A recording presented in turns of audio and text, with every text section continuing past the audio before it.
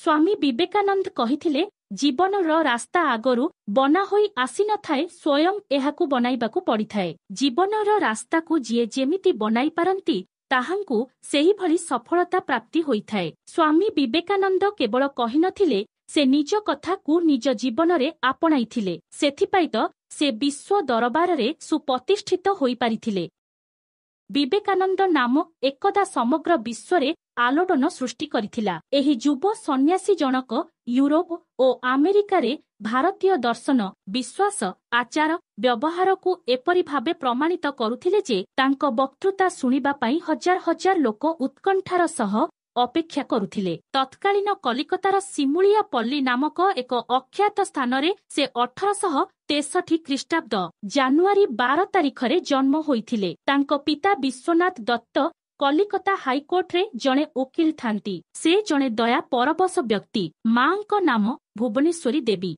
से शिशु अवस्थारे थिला बेले खेलिबाकू भल पाउथिले। जिदखोर हेबा सह चगलामी ओ दुष्टामी मध्य करुथिले, किंतु एहार विपरीत किछि काम मध्य करुथिले। बेले बेले एते छोट बयसरे मध्य से चुपचाप बसी रहुथिले, जेपरी से ध्यान मग्न अछंती। छोट थिला बेले से अमानिया ओ जिदखोर थांती सत, किंतु मांकु भारी भक्ति मध्य करुथांती। मांको ठारू कहानी सुनिबा ओ गीत सुनिबा पई जिद करंती, किंतु आश्चर्यर कथा हेला से जहा थरे सुनंती मने रखंती एवं अन्य मानंकु सुनांती मध्य। प्राथमिक शिक्षा कला बेले शिक्षकंक कथा को मन देई सुनंती एवं विभिन्न प्रश्नर यथायथ उत्तर देई शिक्षक मानंकु चमकृत करंती। भविष्यतरे जणे उच्चधि संपन्न व्यक्ति हेबे बोली पिलादिनरु ही जणा पडुथिला। पढ़िबा प्रकृति मध्य बड़ विचित्र थिला। से घरे बसी दीर्घ समय धरी पढ़ु नथिले। घरे थिला बेले से हुएत अकारण दुष्टामी करुथिले, किंतु ध्यानमग्न होई रहुथिले। सांग मानंक सह कुस्ती कसरत करिबाकू मध्य से भल पाउथिले। लोके नरेंद्र, किंतु सहपाठी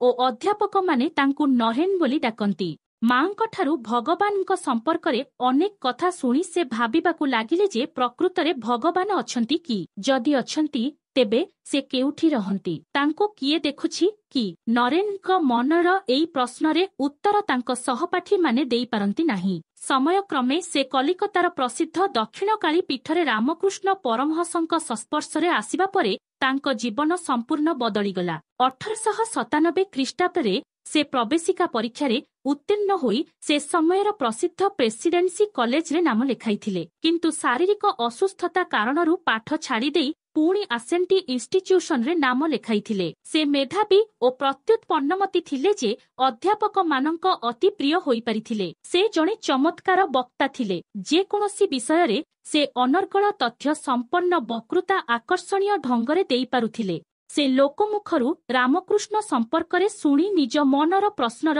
उत्तर पाइबा पई तांकू साक्षात करिथिले, किंतु प्रथम साक्षातरे ही उभये उभयंक प्रति आकृष्ट होईगले। धीरे धीरे उभयंक मध्यरे एक अलौकिक संपर्क बढ़िबारे लागिला। जणे अनुभव कले जे अन्य जनक केवल एक साधारण शिष्य बा ज्ञान पिपासु छात्र नुहे, ता भितरे ऐश्वर्य शक्ति विद्यमान निश्चय रहिछि। अपर व्यक्ति जनक मध्य अनुभव कले जे एही सरल अमायिक व्यक्ति जनक केवल जणे व्यक्ति नुहंती, बरं भगवानଙ୍କ प्रत्यक्ष सान्निध्य लाभ करिथिबा महात्मा महापुरुष। नरेन रामकृष्णଙ୍କୁ साक्षात ईश्वर मने करुथिला बेले नरेन भितरे रामकृष्ण निजକୁ देखुथिले। एहा ही दुईटी आत्मा मध्यरे घटुथिबा एकात्मबोधता। तेणु दिव्यद्रष्टा रामकृष्ण परमहंस दिने घोषणा करिथिले जे आजिर एही किशोर आगामी दिनरे भारतर गौरवକୁ धरापृष्ठरे चंद्र ज्योत्स्ना भଳି सिंचन करिब। ठाकुर परमहंस एहलीला संवरण करिबा परे रामकृष्ण मठर समस्त गुरु दायित्व नरेन बहन कले।